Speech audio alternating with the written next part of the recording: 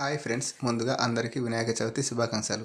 మేము ఈరోజు మట్టి గణపతిని తయారు చేయే విధానం ఎలా తయారు చేస్తారో మేము తయారు చేసి చూపిస్తాం, చూడండి ఫ్రెండ్స్. ముందుగా మా సైనిగాడు కుసిపాప అయితే పసుబొట్టు తీసుకొచ్చిండ్రు. మా పొలంలో ఉన్న బంక మట్టిని తీసుకొని వచ్చి మేము ముందుగా భక్తి శ్రద్ధలతో మేము తెచ్చుకున్న ఆకులను అక్కడ పరిచి ఆ ఆకులో మట్టి పోసినాము. తర్వాత ఒక టైల్స్ని అయితే తీసుకొని దానిపైన గణపతిని తయారు చేయడానికి మేము స్టార్ట్ చేసినాము. ఇప్పుడు మేమైతే గణపతికి కావలసిన రకంగా మట్టిని లడ్డు ముద్దల్లాగా ఒక్కొక్కటి తయారు చేస్తున్నాము. ఇప్పుడు గణపతి యొక్క బుజ్జ గణపయ్యను అక్కడ పెట్టినాము. మా సైనియాడు, మా సైనియన్ ఫ్రెండ్స్, మా పంతుగాని ఫ్రెండ్స్ అందరూ గణపతి తయారు చేయడంలో మనిషికి ఒక పని చేసి గణపతిని అయితే తయారు చేస్తున్నారు, చూడండి. ఇందులో గణపతిని అయితే మెయిన్గా గనిగాడు తయారు చేస్తున్నాడు.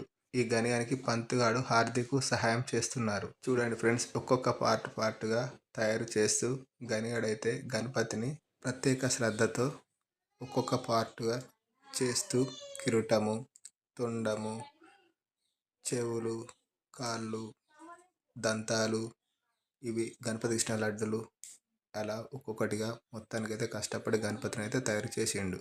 తర్వాత కెమికల్స్ ఉండే కలర్స్ ఎలాంటివి యూజ్ చేయకుండా పసుపు కుంకుమతో గణపతిని అందంగా అలంకరించడం జరిగింది. బోలో గణేష్ మహారాజ్కి జై.